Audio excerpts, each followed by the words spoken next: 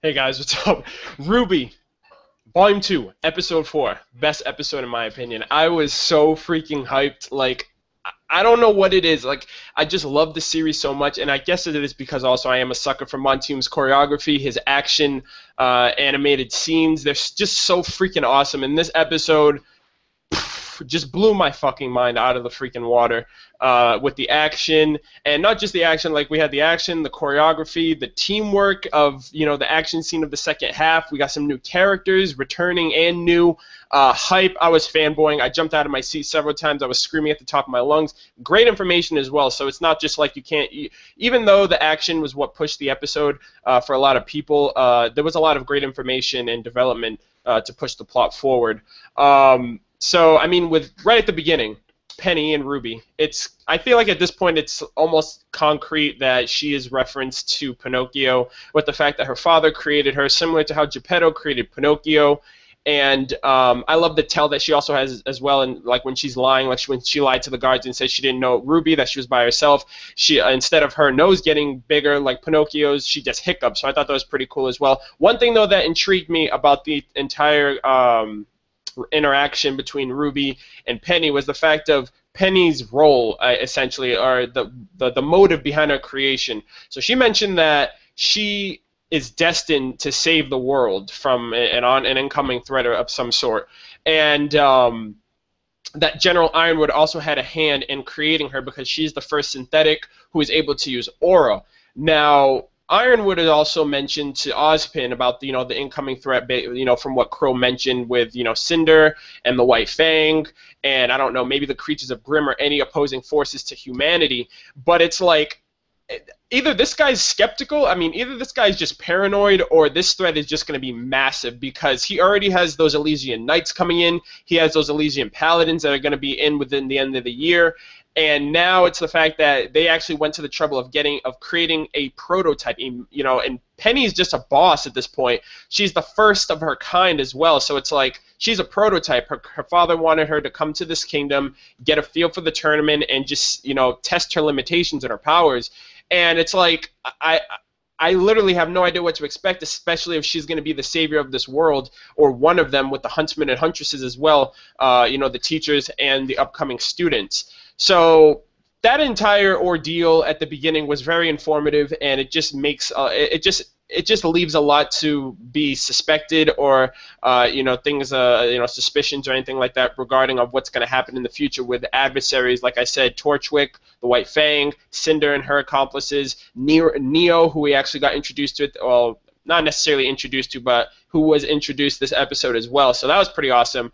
From there, Junior's back. We got to see him. Obviously, he's returning from the Yellow trailer, and Neptune and Yang go to ask him some questions, get some information on the White Fang or anything like that regarding Torchwick, because Torchwick and Junior had some interaction in the Yellow trailer. We got to see the twins Melanie and Melcia again, which is pretty awesome. And I don't know about you guys, but I think Neptune, it's crazy at this point, because Jean has a thing. I feel like Pyrrha has a thing for Jean. Jean has a thing for Weiss. Weiss has a thing for Neptune. And from this episode, it seems Neptune has a thing for Yang, or just the fact that he is a flirt, because he was also, he's like, yo, what's up to the twins? And they were just like, yo, get out of here with that. So I just feel like there's just going to be a train of ships going along, a train of, it's not even, at this point, it's not even a love triangle. I don't even know what shape it is at this point, but that's something that I noticed. But basically, we got a little bit of development, a little bit of a backstory regarding Junior. His men were given to Torchwick, and I believe that those men were also the same men that were that were introduced in the first episode when they robbed that dust shop, and RWBY managed to make quick work out of them. And I love how the fact that he paid for those men up front, and when they got blitzed by RWBY, he was like, "Oh, you were worth." Torchwick was like, "Oh, you were worth every cent. Truly, you were." So I thought that was pretty funny. So we got that as well. The White Fang. Blake and Sun go in to work, to find some information on the operations of the White Fang. Torchwick is there, and the mechs, the dust-infused mechs, are a thing, and they have their hands on them. I don't know how. That's one of the questions that I asked myself this episode. I was like, okay, Torchwick mentioned that his employer was able to get his hands on a few. So I don't know if Torchwick has a guy working behind the scenes of, behind the scenes with General Ironwood. I don't know if there's a spy in there. I don't know if they just managed to steal these or if Torchwick really has some connections to manage to get these, because these aren't even out for the public defense. So the White Fang actually has a really good arsenal in their hands in terms of what they're going to do with them. Obviously, it's up to no good. And they're moving on with phase 2 of their plans. They already relocated. Torchwick mentioned that majority of the White Fang moved southeast of their location, so southeast of Vale. I don't know if that's something that can be brought up on the map, if it's in a different kingdom or a different section that we don't know about yet. But shit's gonna end up going down. They have these dust-infused mechs. The White Fang are already recruiting new Faunus and all that stuff. And yeah, so that part was actually pretty awesome. I also like how Blake used the the knowledge of the fact that all the Faunus can see in the dark. So her and Sun were actually able to get out of there when they were detected. She shot the electric box and they jumped out the window. That was pretty cool as well. But from there, that's where the action and the hype starts picking up, because everyone else starts converging after getting news. Hey, we have to deal with this mech crazy thing. And the first two people that hyped me up and just blew my hype out of the water was Neptune and Sun. Neptune for the fact that we got to see his weapon in action. It's kind of like a photon gun. It shoots out like electricity or something like that. So he had that, and then it transforms into like a trident kind of thing, which I was already under the suspicion that he was referenced, his name obviously being Neptune Vasilius. He's referenced after Neptune, god of the ocean, and the fact that his weapon, his gun, when it transforms, it resembles that of a trident. Neptune or Poseidon, if you will, has a trident. So I feel like that's one thing that he was referenced from with his name, at least, and his weapon of choice.